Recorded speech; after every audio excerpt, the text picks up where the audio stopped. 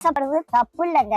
எதையாவது பண்ணி எப்படியாவது முன்னேறிடணும் அப்படின்னு நினைக்க கூடாது. அப்படி நினைச்சா ஏதாவது சிக்கல்ல மாட்டிக்கிடுவோம். கடவுள் உங்களை ஏத்த வேலையில உயர்த்த வருங்க. சில பேரு எப்படியாவது காசு பணத்தை சம்பாதிச்சிடணும், அப்பதான் வயசான காலத்துல நிம்மதியா உட்கார்ந்து சாப்பிடலாம்னு நினைப்பாங்க.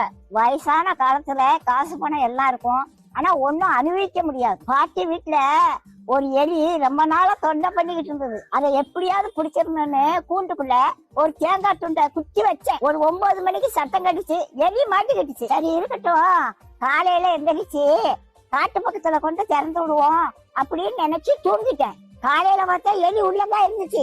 ஆனா அந்த தேங்காய் துண்டை அதை நக்கி கூட பாக்கலங்க. எப்படி வச்சானோ அது அப்படியே இருந்துச்சு. ராத்திரி முழுவதும் உள்ளதான் இருந்துச்சு. அந்த தேங்காய் துண்டை திங்கலாம்ல, அதுக்கு மரண பயம் வந்துட்டு அதனால தேங்காய் துண்டை திங்கிறதுக்கு மனசு வரல. அதுக்கு தேங்காய் துண்டை விட நம்ம உயிர் பிழைச்சா போதும்னு அது இருந்துச்சு.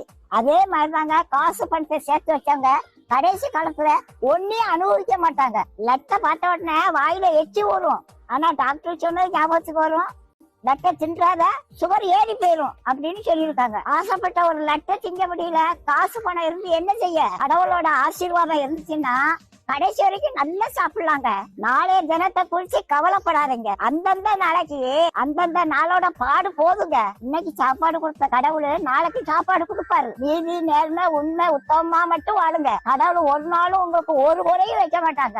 நம்ம எப்படி சம்பாதிக்கோங்கிறத கடவுள் பார்த்துக்கிட்டே இருக்காருங்க.